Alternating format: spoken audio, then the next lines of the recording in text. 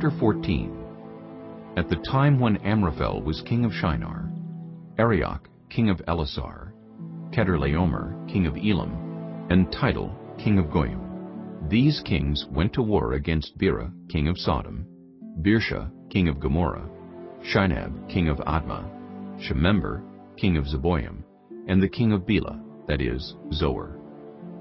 All these latter kings joined forces in the valley of Siddim, that is, the Dead Sea Valley. For 12 years they had been subject to Kedorlaomer, but in the 13th year they rebelled.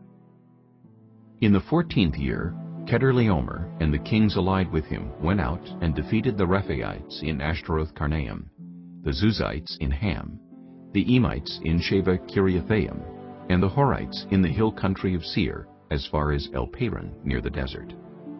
Then they turned back and went to En-Mishpat, that is Kadesh, and they conquered the whole territory of the Amalekites, as well as the Amorites who were living in Hazazon-Tamar. Then the king of Sodom, the king of Gomorrah, the king of Admah, the king of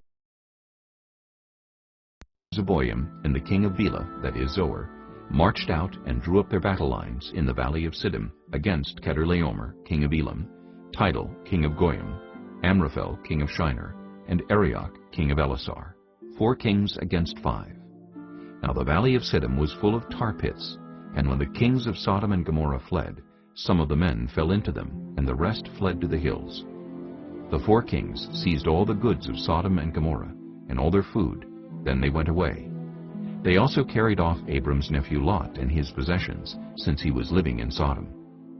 A man who had escaped came and reported this to Abram the Hebrew. Now Abram was living near the great trees of Mamre the Amorite, a brother of Eshcol and Aner, all of whom were allied with Abram. When Abram heard that his relative had been taken captive, he called out the 318 trained men born in his household and went in pursuit as far as Dan. During the night, Abram divided his men to attack them, and he routed them, pursuing them as far as Hobah, north of Damascus. He recovered all the goods and brought back his relative Lot and his possessions, together with the women and the other people. After Abram returned from defeating Kedorlaomer and the kings allied with him, the king of Sodom came out to meet him in the valley of Sheva, that is, the king's valley. Then Melchizedek, king of Salem, brought out bread and wine. He was priest of God Most High, and he blessed Abram, saying, Blessed be Abram by God Most High, creator of heaven and earth. And praise be to God Most High, who delivered your enemies into your hand. Then Abram gave him 1/10 of everything. The king of Sodom said to Abram, Give me the people, and keep the goods for yourself.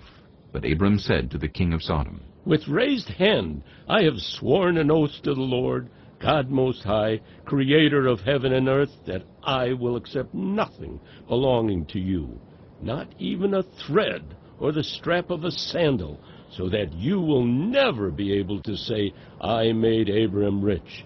I will accept nothing but what my men have eaten, and the share that belongs to the men who went with me, to Aner, Eshcol, and Mamre. Let them have their share.